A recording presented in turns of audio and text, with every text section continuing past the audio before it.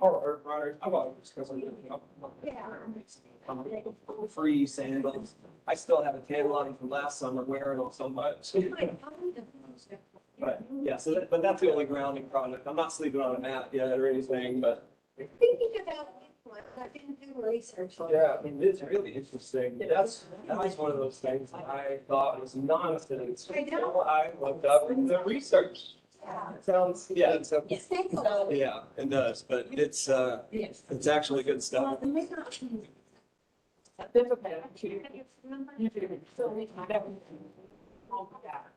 All right, well, I guess we ought to shut these doors. Oh, there you go. Doors, I'm gonna stand down. There we go. Put it on. Makes a lot of noise. So yeah, we'll keep a little bit of airflow in here.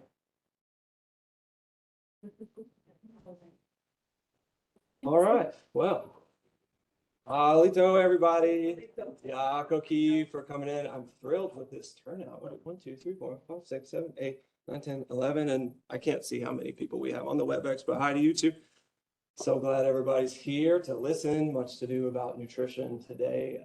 So I'm Joshua Pond. I'm a fitness specialist here at the Durant Wellness Center, and I spend my days here teaching people how to move their bodies. But I got into this business in general because I was really fed up with seeing myself and my friends and my family and my community suffering from diseases that are classified as preventable. I found that to be a problem that I couldn't really sit with. So I got into this, I started studying deeply and came across this discipline of medicine called lifestyle medicine. It's been around for a long time, but it's little known.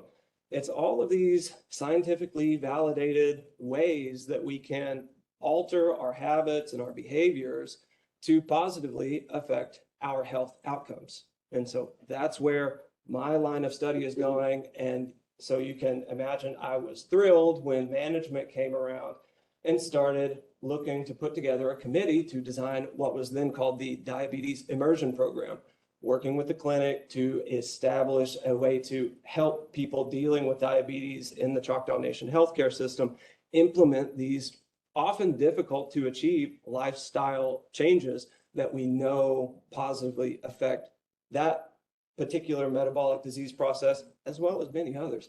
So we got into there, and eventually that program became known as the Masali program. Masali is a Choctaw word that means to cure and to heal.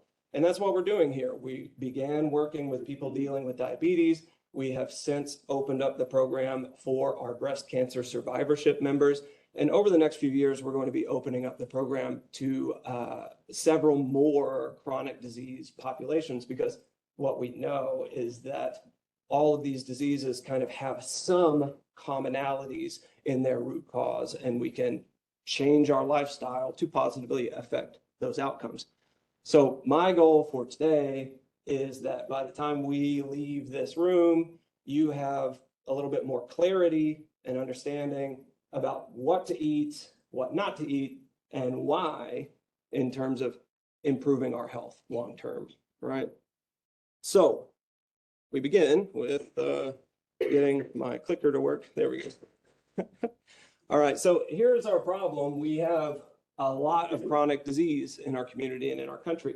60% of us are dealing with some sort of ongoing preventable chronic disease.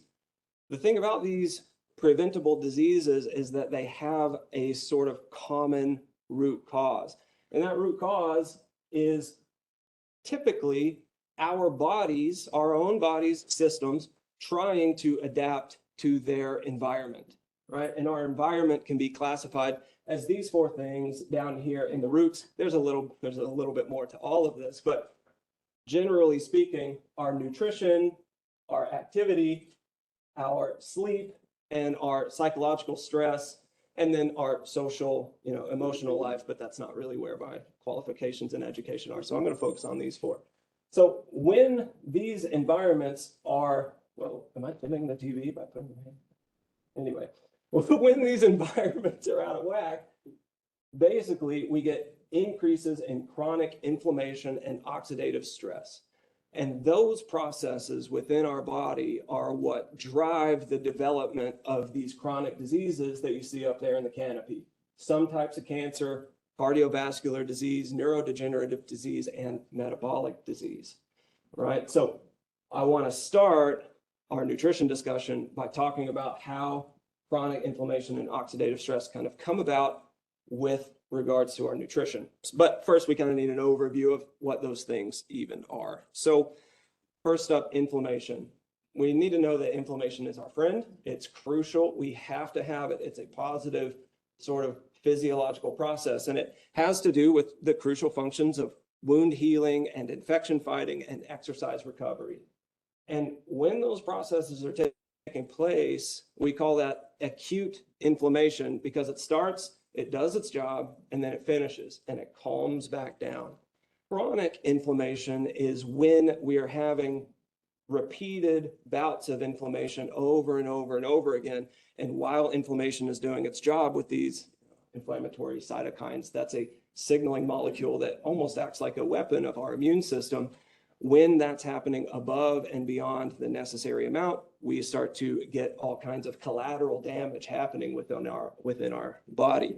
So how do we spot inflammation? The cardinal signs of inflammation are redness, heat, swelling, and pain. We get redness and heat because blood flow is increased to the area that is affected. The swelling happens as our lymphatic fluid and proteins kind of leak into the area to start the recovery process going. And we get pain from those cytokines sort of stimulating the nerve endings in the area that is affected, right? And just a really brief, the immune system is unbelievably complicated, but typically our immune system we have our innate immune system. These are like guardian cells that are kind of like always patrolling around our body, looking for signs of injury, signs of infection, and then going to work dealing with that infection, destroying those invading bacteria, all right? Once those innate immune system sort of guardian cells are activated, then they talk to the adaptive immune system. We can think about those like assassin cells. They kind of give a mugshot of the thing that they're looking for to these assassin cells. They multiply, they clone themselves, and they spread throughout our body to eradicate these sort of invaders that are coming in. And then in order to get them to calm down and stop doing all of this, sort of destruction that they get up to, we have some T regulatory cells that are kind of like balancing cells. They come in and calm everything down and bring us back to baseline, which is what we want. We want inflammation to come in, do its job, and then relax, okay? So that's the basics of inflammation. Oxidative stress and inflammation are two separate processes, but they always kind of go hand in hand. They go together, all right? So oxidation reactions are also a vital process in our body.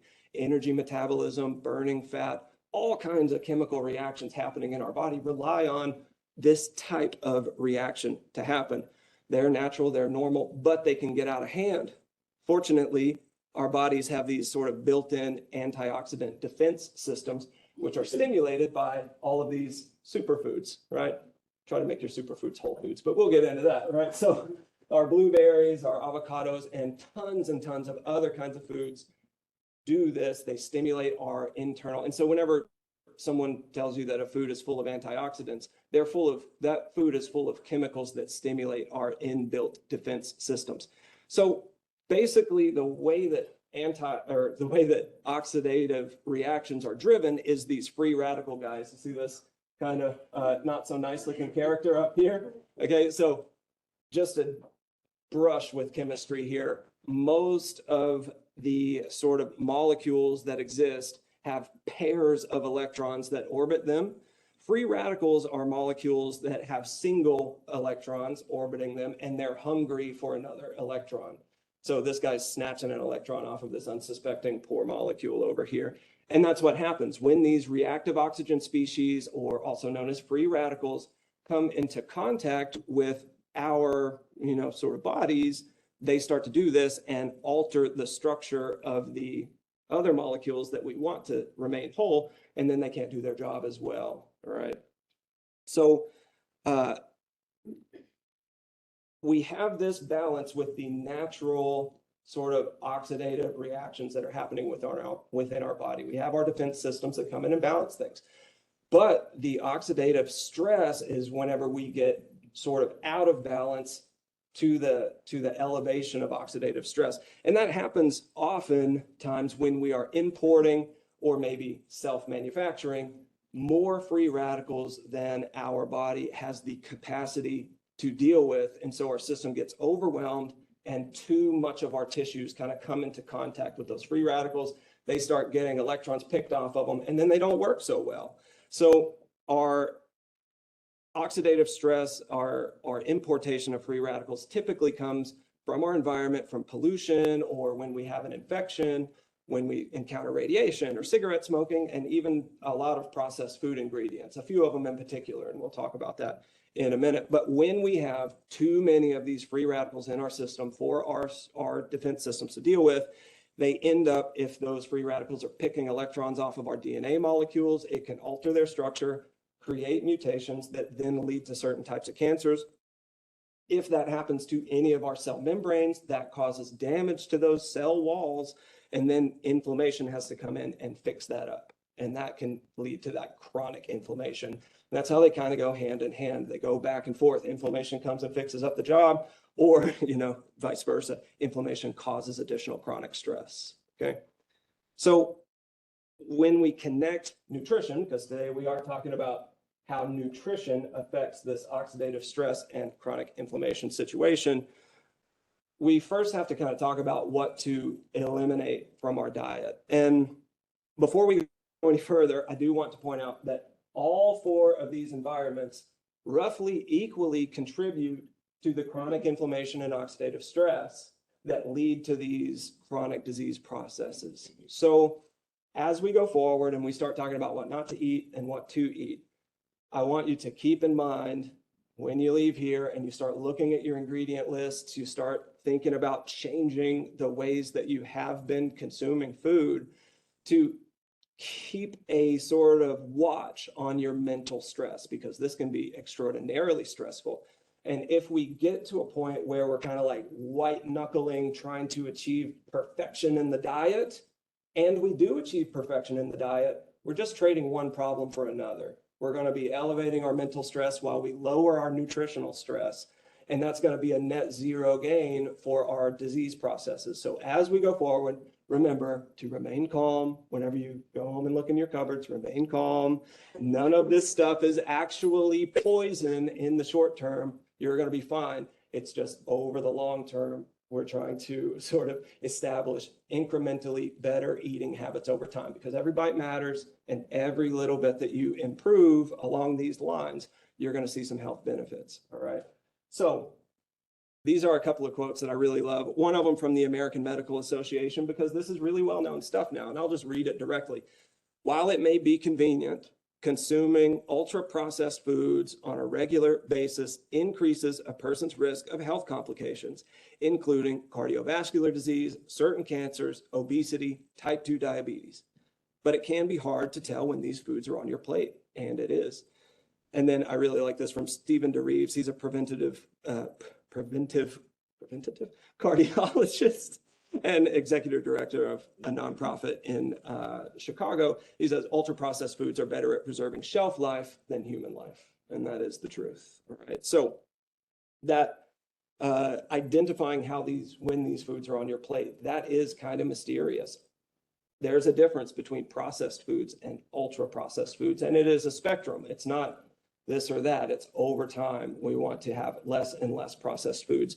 So here is a way that we can sort of begin to identify those foods. So over here on the left side of the screen, read the ingredients list. If your food has an ingredient list, read it. If it doesn't have an ingredient list, there's a pretty good chance that it is not ultra processed. So there's a pretty good rule right off the bat. But I'm not against food that comes in a box and has ingredient lists on it.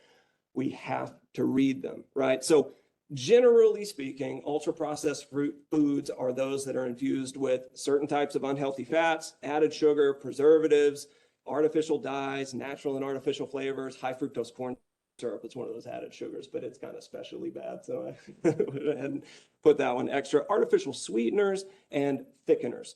Now, you don't have to know how each and every one of these negatively affects your body.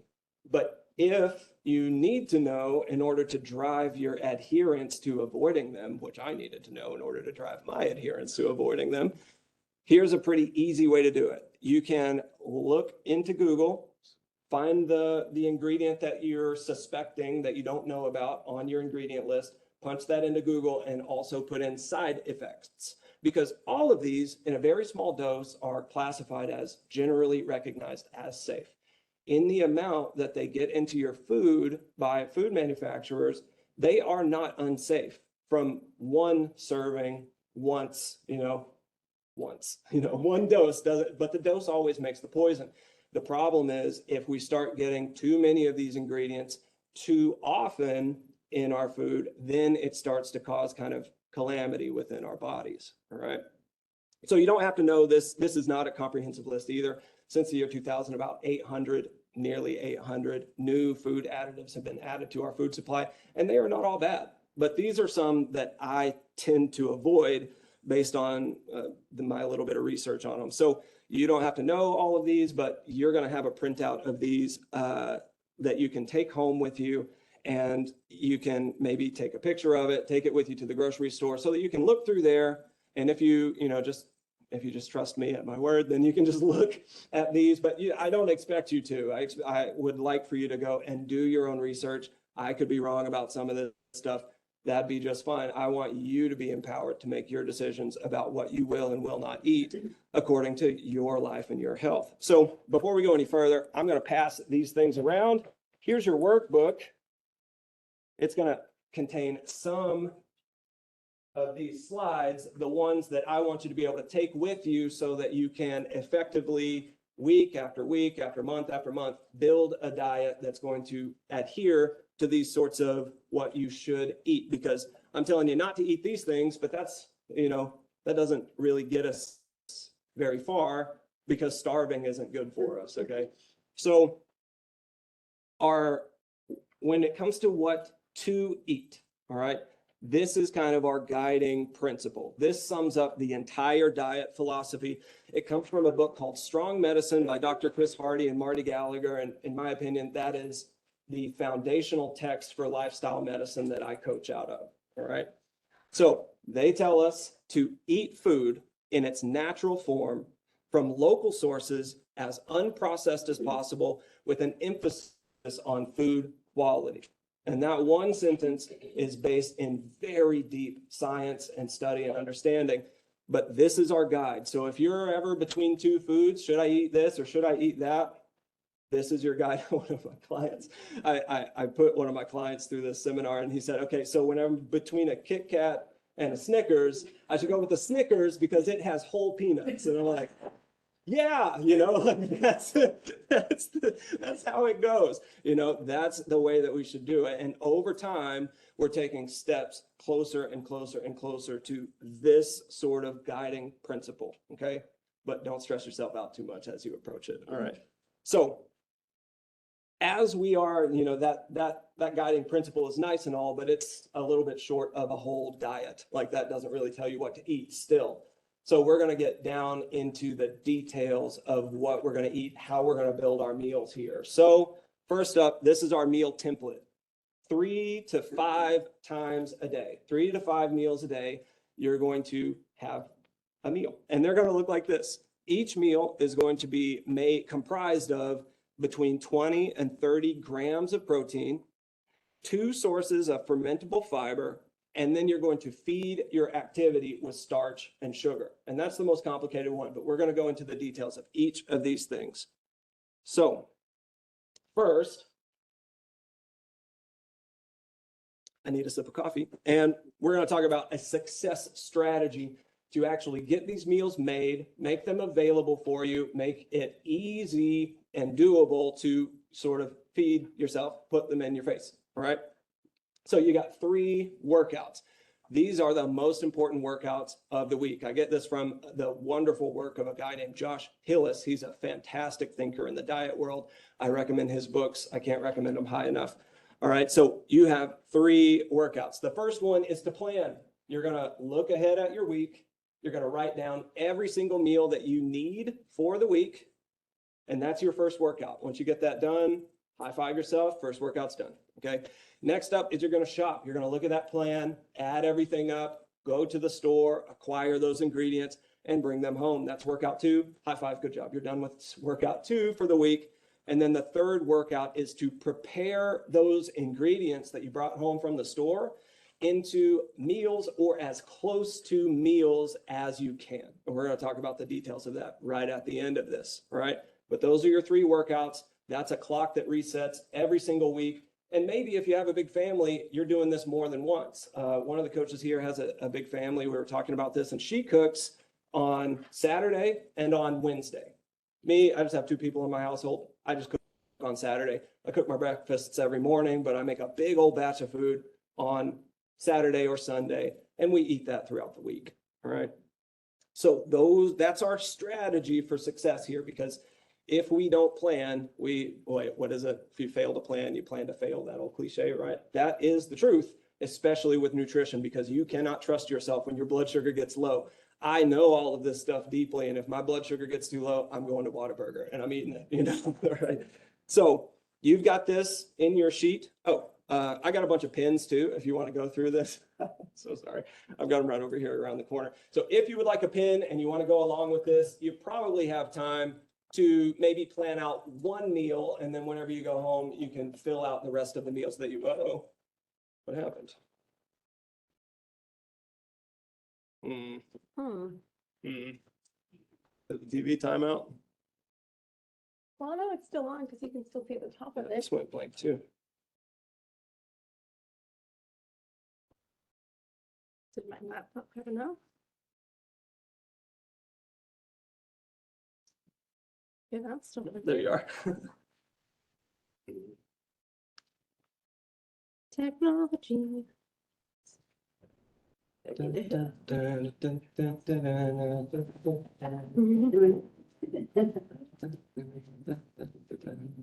This is where you're supposed to have like, everybody.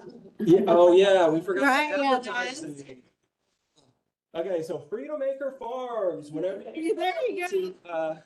whenever you're trying to establish your eating along those lines of that guiding principle, we do have one great source here. You can get a lot of this stuff at Walmart, but as an advertisement, Freedom Acre Farms is just outside of town. They're always at the farmers markets, and you can look them up on Google. It's a short drive. And they do the kind of farming that I'm talking about. You need to be getting as much of your food from as you possibly can. It's called Freedom Acres Farm. They have pigs that are raised on pastures and happy. They got cows that live the same way, and the nature of their fats in their bodies are different. And so when you're trying to enhance your nutrition along those lines of that foundational quote, that's a great place to start. Anything that they have in their store is great for the picking. You got to be a little bit more selective when you go to Walmart or Pruitt's or Green Spray. All right, but the great food is there too. Don't be sort of put off from those grocery stores just because only 1 or 2 or 3% of the food is great. All right, it's still in there. It's in there and it's good, and you can find it. All right, so it's not Choctaw owned, but it is locally owned. Yep. So I know that I'm not super familiar with all the farms that Choctaw has, but anyway, this is your meal plan template. You don't have to do it on this template. You can do it on a gridded out notebook, but this is just an example, and you can definitely use this one to plan. And anytime that you want some more copies of this, I can make as many of them as you want. So if you need one of these every single week, come see me every week and I'll run you off another copy. I'm happy to do it. Okay, so first up, our first building block of each and every single meal, you're going to get 20 to 30 grams of protein. Excuse me, I'm still digesting breakfast. Anyway, that's not exactly, I don't mean 20 to 30 grams of meat. I mean 20 to 30 grams of protein. There's more than just protein in meat. And so that makes the weighing a little bit odd. So I've simplified it here for you. If you're a smaller person, then you're going to aim toward the low end of these numbers. And if you're a larger person, you're going to aim to the high end of these numbers. And if you're still hungry, make it 4 meals, make it 5 meals, okay? Each and every meal, something like between 3 and 4 ounces of cut meats. And we don't have to be super specific about this. That could be before or after you cook it. As long as you're getting close, I'm happy and your body's going to be happy, okay? This is, it doesn't have to be super precise. We're just getting close here. So steaks and chops, those whole pieces of meat, you need 3 to 4 ounces of those. If it's ground meats, those are a little bit less dense on average. So you need something between 4 and 6.5 ounces. Somewhere between 3 and 5 whole eggs will give you enough protein for that, that requirement. 4 to 6 ounces of fish. Please make sure that that's wild caught only, none of the farmed fish. Make it wild caught. It's pretty readily available and cheap everywhere. It comes in a can, and that's just fine. Okay. Then we have some of the dairy options. If you do well with dairy, if you're not dealing with some sort of inflammatory bowel condition, I think that dairy is probably just fine. If you don't have any sort of acute negative effects, these kinds of dairy will be just fine. Greek yogurt and cottage cheese, but we got to be careful because these are 2 food groups that stray towards ultra processing really quickly, and it's like a minefield when you go to the grocery store. So look at the back. There is, I don't know if I can advocate for a particular brand, but there's one that has a little flour on it that only has 3 ingredients in it. Check the back of the cottage cheese because you got to be careful. There's all kinds of stuff in there that you don't want. And with the Greek yogurt, look out for added sugars, added artificial sweeteners, added preservatives. They're not necessary to get the product to market, but oftentimes they're added there to make them more palatable or, you know, more appealing or whatever. But for from a health standpoint, that does not make them more appealing. So look at the ingredients, make sure that they don't have any kind of like sketchy junk in them whenever you're getting them. And you can even get enough protein from rice and beans if you have a sort of good control of your blood sugar. If your metabolism is sort of in a healthy place, once you've kind of gotten your metabolism into a healthy place, if you are having a difficult time regulating blood sugar, rice and beans, a combination, it's a little bit more complicated to get into the protein. We'll do that on our deep discussion later on a few months from now. But you can combine a 1-to-1 ratio of 1.5 to 2 cups of rice and beans and get an adequate amount of protein. You're just going to get a lot of starch with it. So your blood sugar is going to go up. So do that on an active day. We'll talk about that here in a bit. But that's your protein. Each and every meal, you need some protein. So if I'm doing one for me, I'm about a 200-pound guy and I'm pretty active. I'm going to eat, if I'm eating 3 meals a day, they kind of look like this. I need 5 eggs at breakfast. I need 4 ounces of ground beef at lunch. I need 4 ounces of fish at dinner.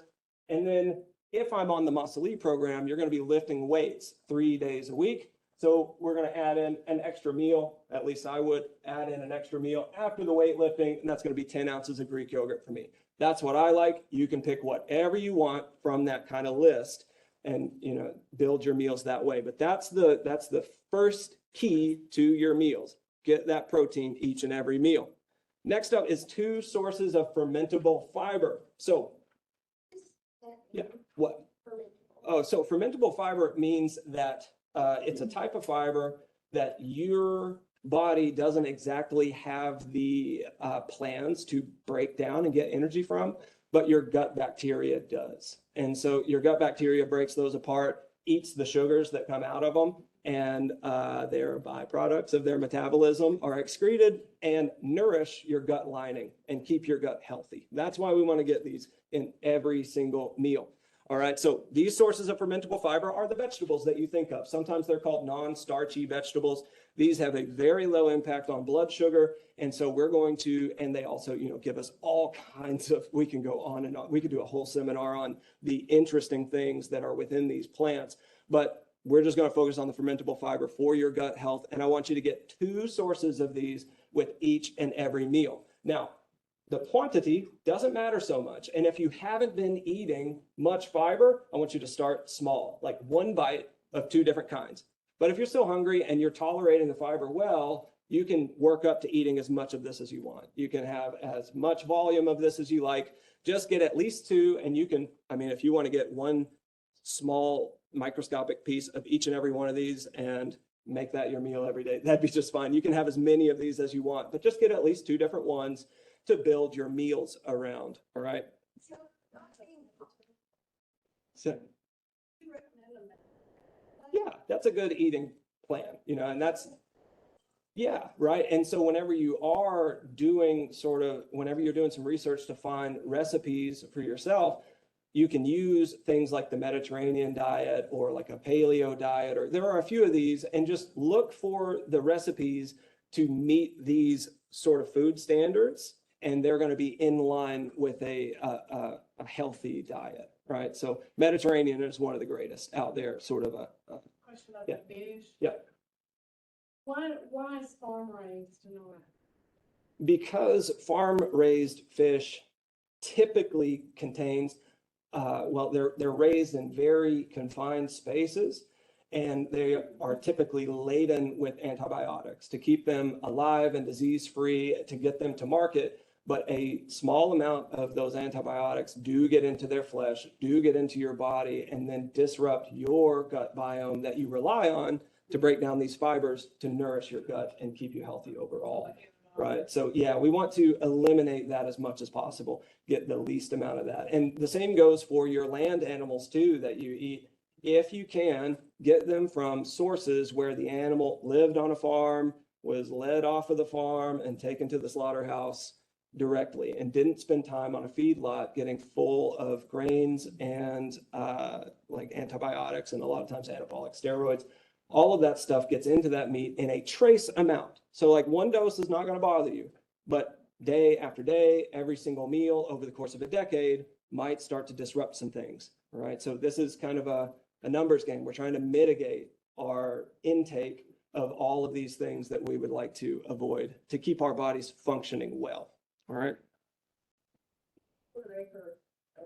Oh, great. And I was a lot healthier. Yeah. Just about everything up there, you can produce.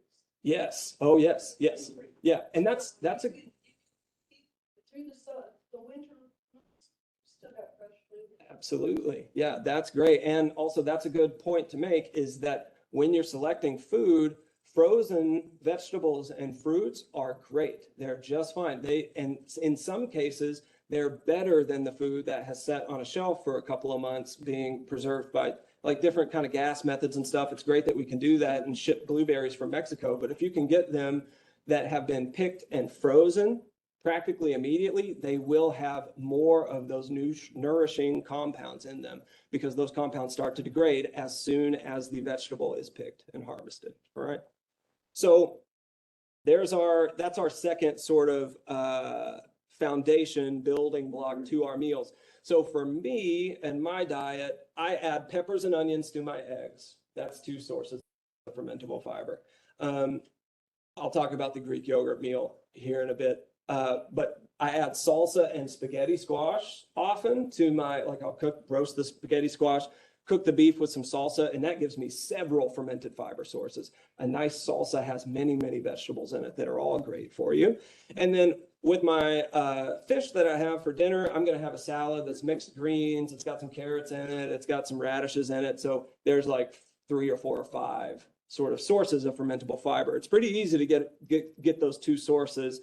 That's just, we want to get a handful of these kinds of fibers with each and every meal. And you can do that however you like to. I want you to have maximum freedom to eat what you like. Don't eat the things that you don't like. If you eat anything that's on that list and you immediately get a hurty tummy, don't eat it anymore. Not everything is perfect for everyone. We all have a individual biology, and you got to listen to your body. I'm just kind of giving you these guidelines.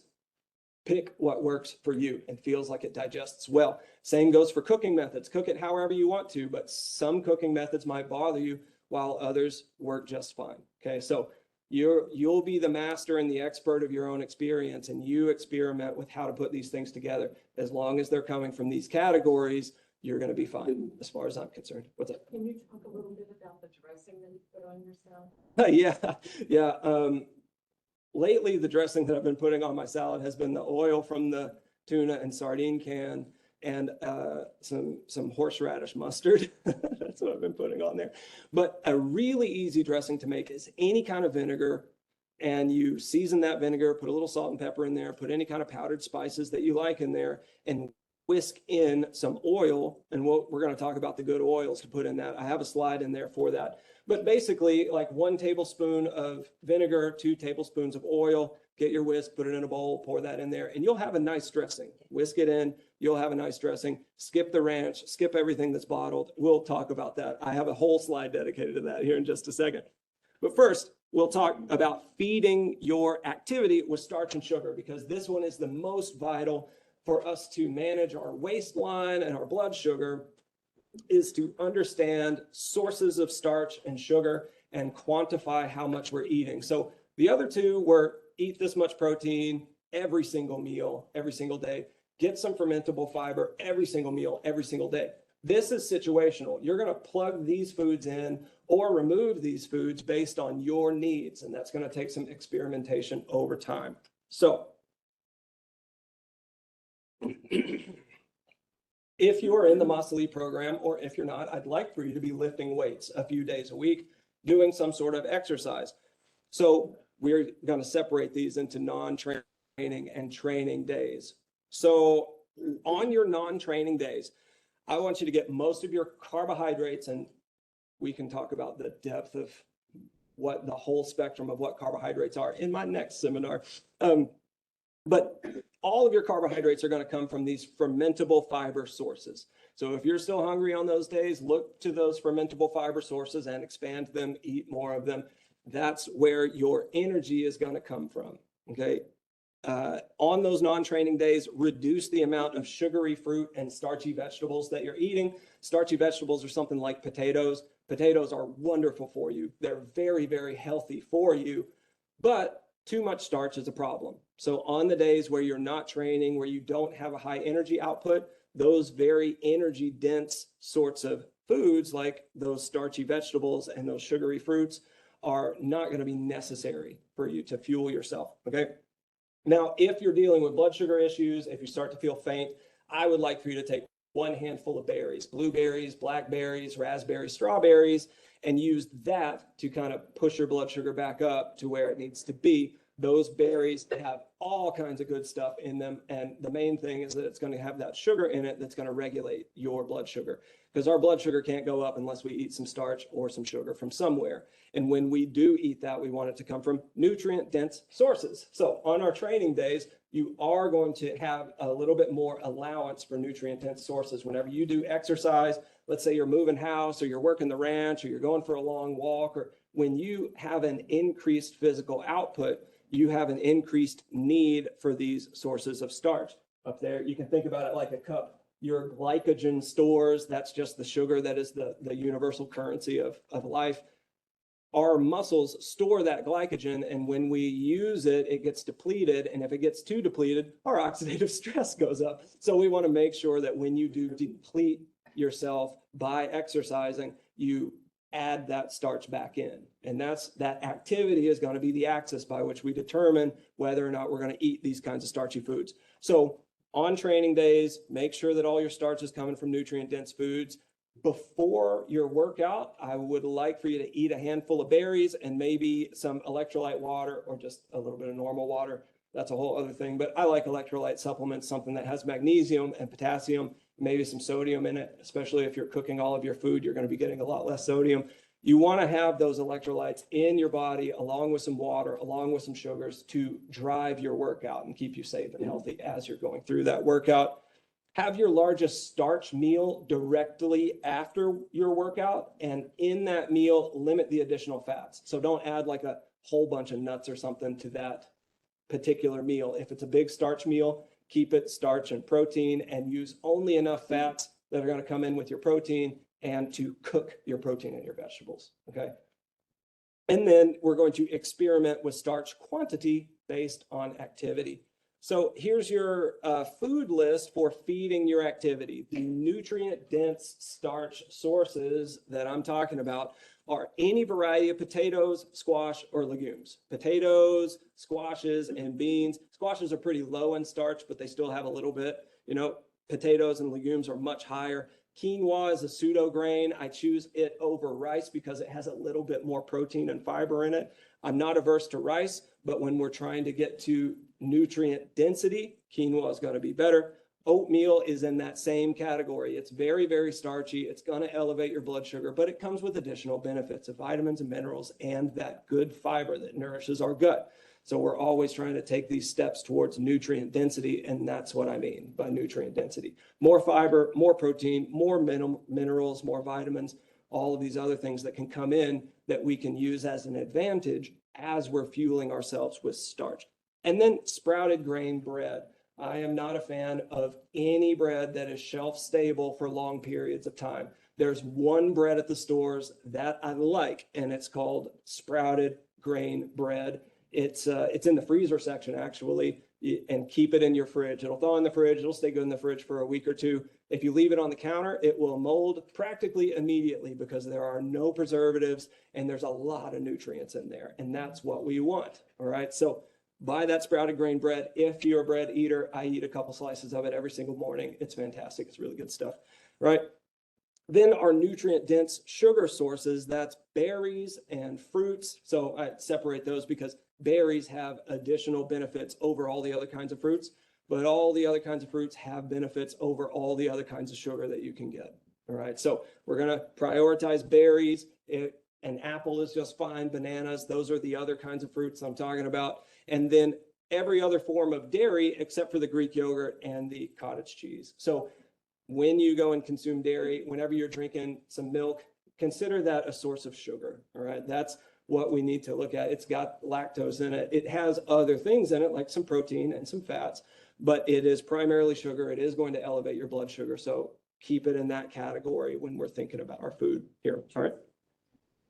Low fat milk Yeah. has more sugar. Yes. Yeah. Not Yeah. fat milk Yeah. has more Yeah. sugar. Relatively more sugar. And another interesting thing is when you combine protein, fats, and fiber with your sugar intake, the blood sugar spike is lessened. Your blood sugar will not go up as high if you are including those fats in there. So like whole milk is going to have a lower impact on your blood sugar than fat-free milk. Yeah. Right. So whatever it is that you're consuming in this list, you're going to manipulate the quantity of that food coming into your diet based on your blood sugar and your waistline. If your blood sugar is not where you like it, if your waistline is not where you like it, then eat fewer times, like add these to fewer of your meals. And when you do add it to your meals, add less of it. And over time, that's a process that you can iterate and sort of walk in the amount of starch and sugar that's going to be appropriate for you, right? Because this is individual for everybody. Everybody has a different metabolism. Everybody metabolizes these sources of food differently. And so you're going to be doing the experimentation on yourself to kind of bring these things into line in a diet that's right for you. All right. So a note on fats. All right. There are only a few fats that I recommend you cook with and eat. All right. And those are over here on the left side. So when we're cooking with high heat, when you're frying things, when you're roasting things at high heat, use coconut oil, use ghee or ghee, that's a clarified butter, or tallow and lard, again, from those healthy animals. All right. Those are the three high heat cooking fats. We choose those for the high heat because they are resilient to oxidization. Okay. The low and no heat food preparation, avocado oil is pretty resistant to oxidization. So medium, low heat, frying, sauteing, roasting, olive oil, same thing. Olive that may be better as dressing, use that as that oil that you whisk into your salad dressing. You also get a bunch more flavor from olive oil. Do you have something? Oh, okay. Okay. I thought you were putting the hand up. Okay.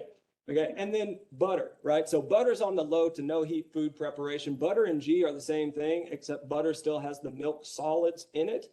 And if you expose those to high heat, they're going to brown and eventually burn. All right. So we don't want that. That can cause all kinds of other issues. Now, lastly, for the fats, you can snack on 1 to 2 handfuls per day of any kind of nut. Any nut that you like. I would avoid Brazil nuts, but that's a whole other discussion. They're not necessarily bad for you, but you can get too much of a certain nutrient. And all of this stuff is about balance. And one Brazil nut has twice your daily value of this one nutrient. So if you eat big handfuls of them every day, you're going to get overnourished. And that's as much of a problem as being undernourished. So every other nut's on the table. Skip the Brazil nuts, maybe. All right. Now we want to completely eliminate these oils on the other side. And this may be the biggest one weird trick that you can do to improve your diet and improve your health, because these oils, through many different pathways, increase our inflammation. All right. So soybean oil, canola oil, corn oil, sunflower oil, cottonseed oil, safflower oil, grapeseed oil, peanut oil. There are a few others, but those are kind of the most prevalent ones. If those are on your ingredient list, if your food is being cooked in these at a restaurant, order something on the menu that is not being cooked in those things. Over time, the more that you minimize your intake of these oils, the less you will be predisposed to chronic disease. I don't think that there's any food additive that's more important to eliminate than these particular oils. So whenever you go shopping, look for these ones on the left. Whenever you go hunting around in your food and looking for restaurants, try to find places and try to find items on the menu that are using the least amount of these oils possible. Because just like everything else, one dose of these oils is not going to kill you. But getting them in every single meal, every single day across year after year after year is going to set you up for negative health outcomes in the future. All right. So we want to start to minimize those as much as you can, because they often contain those reactive oxygen species that we talked about in the oxidative stress. One thing to ask you, pretty much almost every single restaurant you go to, especially fast food, it's gonna be cooked in one of those oils. Yeah. It's gonna be a peanut oil or a soybean oil. Yeah. So Yeah. it's really hard to avoid if you look out a lot. Right. They're gonna be cooked in. Yeah.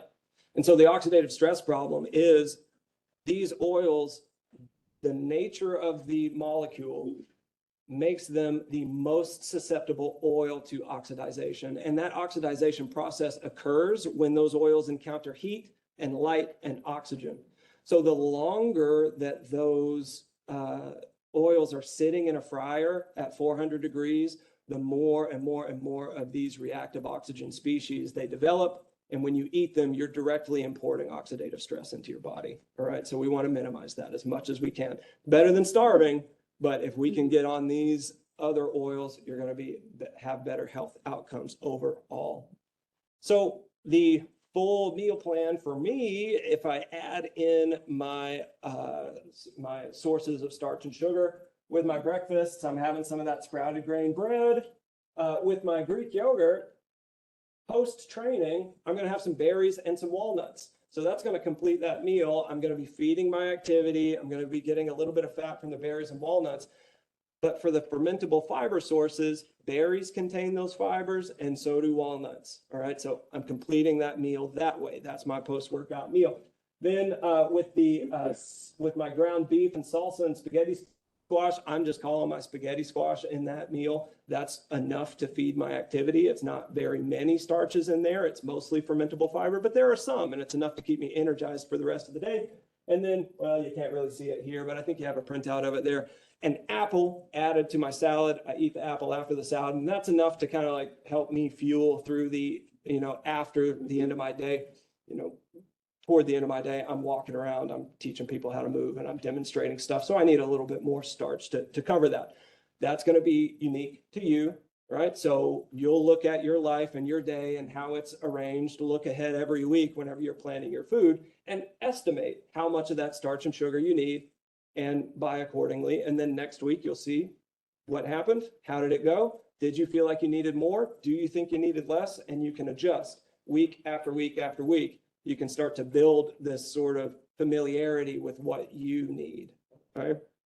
So, what? Yeah. What's the time frame between? Just long enough to digest them, like an hour or 2 hours or 3 hours. That's up to you. I don't think that there is a magical eating window. There are lots and lots of ways to eat. Some people try to compress all of these meals into like a 6-hour window and fast for the rest of the day. Some people eat sort of spaced out all throughout the day. And I think maybe sometimes people find advantages for their lifestyle. But in terms of your health, I think that you can consume these meals however you like to. Just eat when you're hungry, right? That's another thing to mention. Yeah, what's up? It says 2 ounces of sardines, and I don't do sardines, so do you eat 4 ounces of tuna? Yeah, you can do 4 ounces of tuna. Yeah, canned tuna is just fine. Either is fine. If you want fewer calories overall, you can do water. If you prefer because in sardines and in tuna, sometimes people prefer them to be packed in water. They're not as fishy that way. But when you do get them packed in oil, make sure that they're packed in one of those oils that's on the list. So whenever you check in, a lot of times they're packed in soybean oil. That's not the food that we're looking for. You can get them packed in olive oil pretty reliably at every single store. So that's what I would advise you to go to. Either water or olive oil. If you can find one packed in avocado oil, that'd be just fine, but that's a little bit more rare. I don't think I've ever seen that. Yeah. Where does mayonnaise fit in the scheme of Right, yeah. And so where mayonnaise fits is you look at your ingredient list. If it's made with one of those oils that I encourage you to eliminate, it's not going to be good for you.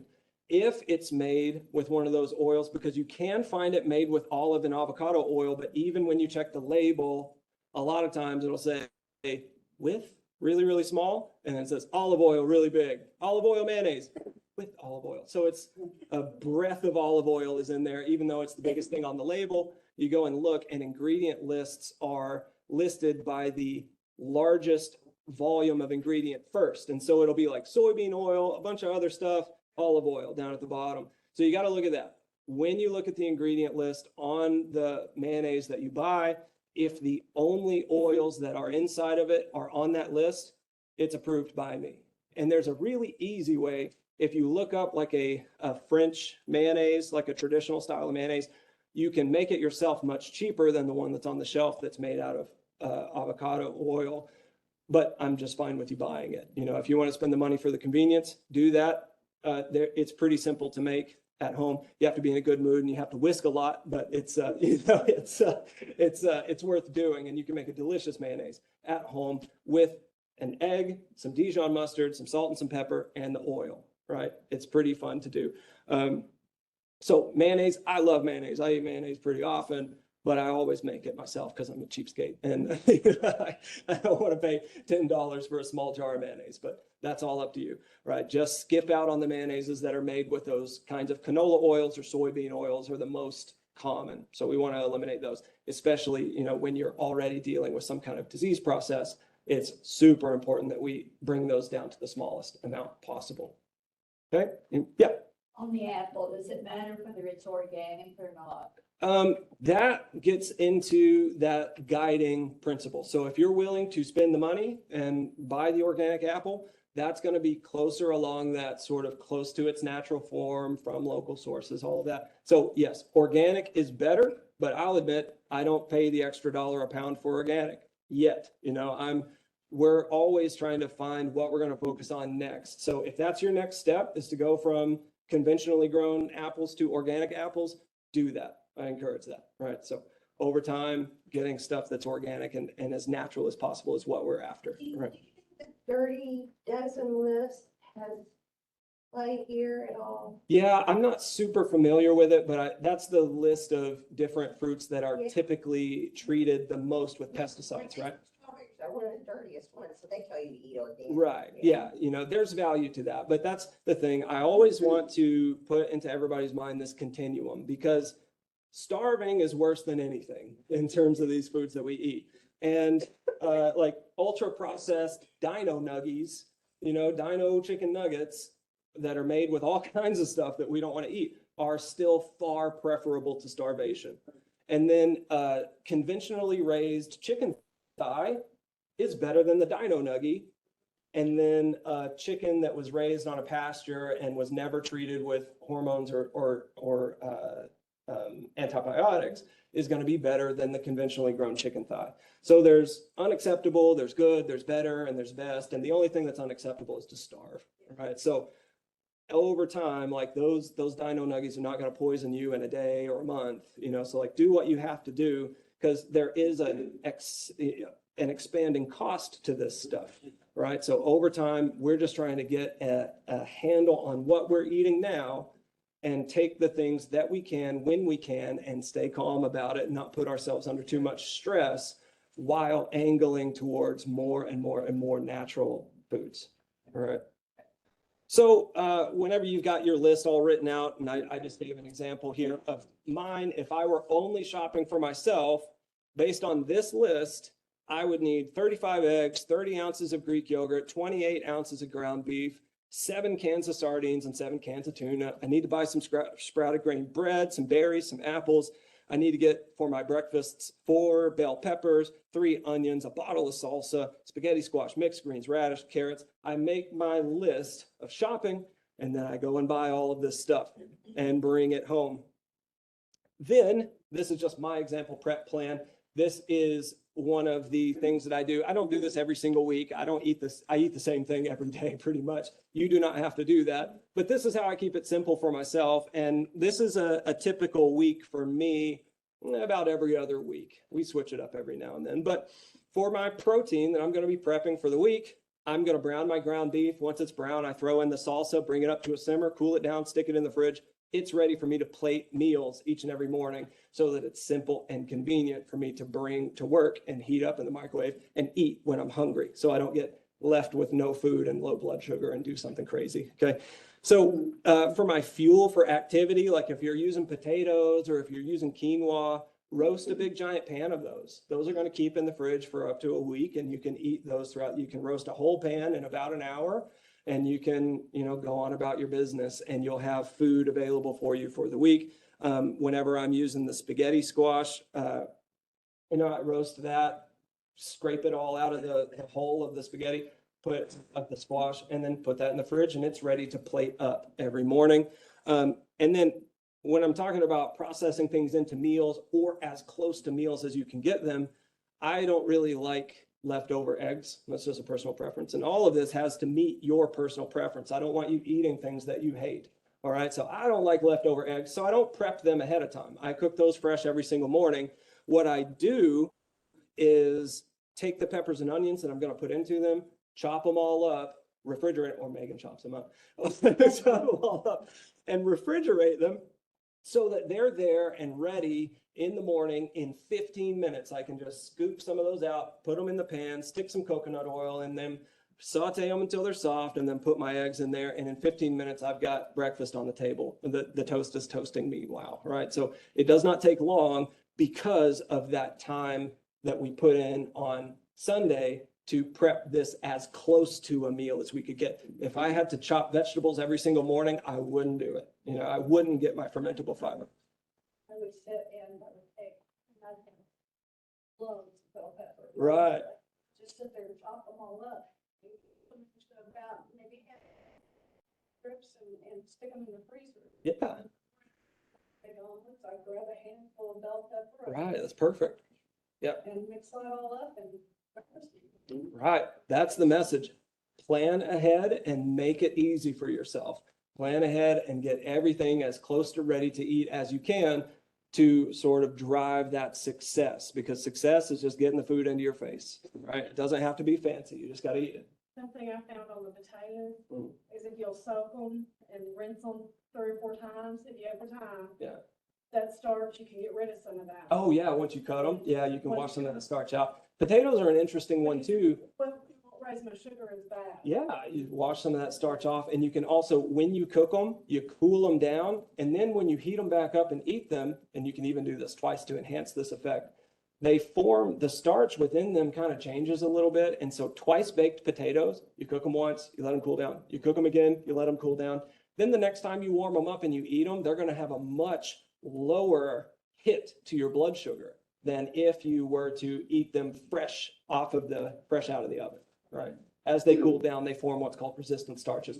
So yes, same thing happens with rice, same thing happens with toast. It happens with a lot of these kinds of starches. When you heat them up and cook them and cool them back down, they will have a lower impact on your blood sugar, right? So get your ingredients, list them all out, pick them up from the store, take them home, get them as close as you can to these kinds of meals. And just to reiterate, this is what every single meal should look like. This is actually my food.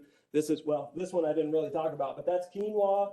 That's some sauerkraut. So there's my 2 sources of fermentable fiber. And then I've got a pork chop there from Freedom Maker Farms. Their pork chops are fabulous, by the way. I will shamelessly plug them forever. They're great. Okay, so that's my breakfast. I put some green onions on there. That's another source of fermentable fiber. I put a little bit of sriracha on there. It's got a little bit of that guar gum in it that I'm telling you to avoid, but that's the deal. I really like sriracha, and I'm not getting it anywhere. I'm not getting guar gum anywhere else. So I'm fine to make that decision. I think that sriracha is adding enough enjoyment to my life to mitigate the downsides of the guar gum, right? We're just trying to minimize those food additives. That's my regular salad there. I just cracked those cans and put it on there. And there's the yogurt bowl minus the walnuts. I didn't have those in there just yet. In the salad is mixed greens, sauerkraut, radishes, carrot, and walnut. I think that's all that's in there.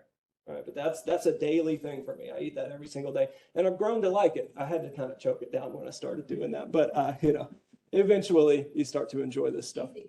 And sauerkraut? No, but I'm fine with canned sauerkraut. Check the ingredients though, because really often sauerkraut does not require preservatives. It's preserved by the nature of the salt that's in it. But oftentimes manufacturers will add some preservatives to give it an even longer shelf life. Now, if you check the ingredients, I know that Savern is right. So there are some brands at Walmart that you can get that don't, and like this one brand, I was interested to find, they had one kind of sauerkraut that had the preservatives in it, and they had another kraut that didn't. So you just have to check your ingredients. Yeah, if you can find them in a bag, that's an alive sauerkraut. So that's going to have some of the, usually that it's unpasteurized. Pasteurized is just kind of like a light cooking process that kills the bacteria that's in there and makes it more shelf stable. The ones in a bag that are refrigerated, because refrigeration also slows down the bacteria process in there, those are great. Those are just fine. And this stuff I made, it's pretty simple to make. You just weigh out your sauerkraut, add in about 2 to 3% salt, mush it all up, put it in a jar, make sure that it's all underneath the water line, and leave it on your counter for a couple of weeks, and you've got sauerkraut. Yeah, it's a home fermentation. It's very easy to do as long as you're careful. If you don't put enough salt in there, you might give yourself botulism. So proceed at your own risk. Do your research. If you're worried about it at all, I would tell you to go and buy the kind that's been pasteurized. That is just fine for you, right? And you're still going to get plenty of advantages. You're definitely going to get that fermentable fiber and some of those byproducts that are really interesting of the bacteria doing its job, but that's a discussion for another time. So when your meals look like this, day in and day out, as far as nutrition is concerned, you are limiting the chances that you are going to come down with some kind of chronic preventable disease. And that's what I want for everybody. All right. So without further ado, Yakoki, and I want to encourage everybody to Impa Masali, eat to cure. All right. So any more questions or any kind of discussion y'all want to talk about? I don't know what time it is, but all right. Wow. I went longer than I thought I would. So, right. Yeah. 2 minutes. That's pretty good. So, but I've got some time. If anybody has any more questions, let me know. And if we have extra of those handouts, if you want to take one of those to sort of foist upon someone in your life that you want to be on this journey with you, you're welcome to do so. All right. Yeah. Flavor? No. Actually, it does. It does kind of have some flavor, but it's really grass-like. It is a grass seed, and it kind of tastes like fresh cut grass whenever you don't flavor it all. So when you cook it, I always kind of like spice it up with some kind of broth. Like I'll put some chicken broth or some beef broth or something in there. Some additional salt if it needs it, if you're using like a low sodium broth. And then I'll also put in a bay leaf and some powdered garlic and some black pepper and like whatever you like in there. It will accept flavor, but it doesn't come with flavor. All right. Also some butter. Put some butter in there. Yeah, quinoa is one that's really good. Like it picks up flavor really well from things that you Yeah, and that grassy flavor doesn't persist after you flavor it. Yeah. Chicken. What do you recommend getting Chicken, Walmart is just fine. Like I would recommend buying the kind that comes in a little green pack and it says, I don't know how perfect of a food that is. There is no such thing as perfect whenever we're talking about diet. But I personally get my chicken from a company called Rep Provisions, REP Provisions. There are lots and lots of these different companies now that are sort of allowing people to source the highest quality meat possible on a subscription box. So they ship it to you in a box that's insulated with some dry ice, it's frozen, and I've never had a problem with it. That's where I get my chicken from, is Rep Provisions. But there are lots and lots of places online, Butcher Box, and like for beef, there's a place called Certified Piedmontese that I've heard about. But you can look online, look for like the grass-fed, pasture-raised, regeneratively sourced. Like there are a few of these different sort of words that kind of characterize the kind of food that we're looking for. You can use that in Google. What is that? They answer for you? It's about a brand. Oh, okay. Yeah, I don't know how much I can endorse. I don't endorse any particular brand over another. Is that, I don't know. Canned chicken, you got to look on the label. It's going to have it's most likely going to have some of those preservatives in it that we're trying to avoid. I still eat it every now and then. I think it's the best chicken to make chicken salad out of. It's wonderful. So we still eat it every now and then, but it's one of those things that, as you're looking at stuff, one thing at a time, bring it more and more natural over time, because one can of chicken a month isn't going to give you any kind of problems, but I fear that 3 cans of chicken a day for 10 years might, right? That's kind of the deal here. There is a Child Foundation owner, meat market in Smithville now. Oh, great. All right. So there we go. That's likely a good place to source the meat. It's Smithville, Oklahoma. Smithville. And it's a Choctaw Nation meat market, and they just opened 2 or 3 weeks ago. Is that where it is? Smithville? Yeah. Smithville. Cool. Yep. I think it's Mountain. Mountain Man. No, it's not that. It's like Three River. Sounds like Wichita stuff. Yeah, Three River. Yeah. Where is it? It's Smithville. Oklahoma. Is that way down there? Did we have anybody on the WebEx? Yeah, here, we'll pull it up. There may be some questions there. That's where it's, Let's see. They might have already left. I've been ignoring them. No, I don't think. Nope. much of it. All right. Okay, cool. We're good. All right. Well, thank y'all. Young cookie. We'll see y'all next time. 1, 2, 3, 4, 5, 6, 7, 8, 9, 10, 11, 12, 13. Guys, you have 2 extras. Yeah. No. That's pretty good. I had Ellie get back there and take a snapshot too. Nice. All right. How many has there too? 15, she said. Yeah. That's awesome. Good job. Thank you. I said it. Oh, yeah. I said it, have a card. Did they say one of them was taken off the good list? Well, yeah. And then might have just been whoever was talking that day, because I got a different one and my sister's talking, oh, that's already using it. Yeah. I know. We have to be aware of the marketing and the signaling that comes in, because there's so much mis and disinformation.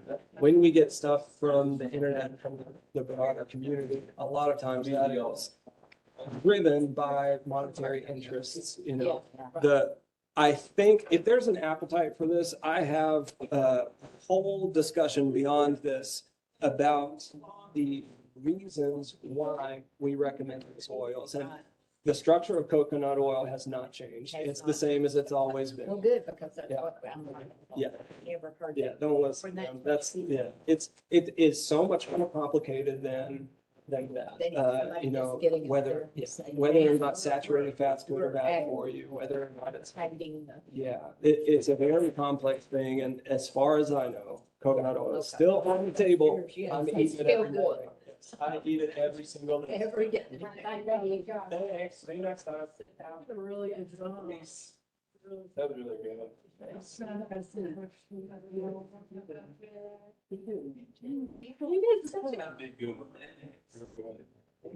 That makes me proud. Very professional. Very. I'm only really sweating. You I know. Did you get nervous? Oh my goodness. In front of a bunch of people and saying like, hey. You should have told us Dad could have got on the Well, he's. Yeah, he could have done on the WebEx, but gonna we, send him yeah, a- he videoed the whole thing, so we can, Oh, once she gets the video, kind of put wherever it's gonna be, we can send him a link. Yeah, so don't forget it, because he'll like to see them. And if he can, go to the doctor and get the doctor to say that he's pre-diabetic, then, He is free. oh, great, then he can, well, not great, but he can, he can go to the muscle. I need to If tell he him. asks his doctor to refer him to the Masali program, we could at least get him access to the internet stuff. We haven't expanded to Broken Bow yet, Uh-huh. but eventually we will. He can get. When you'll come in, I'll tell you what the. Oh, yeah, I'll get the whole thing to him. Yeah. Stop putting type 1 and type 2 diabetes. Oh, So type 1 I just, like, diabetes walked is in when front of your it. pancreas That's is no fine. longer- Type 2 diabetes is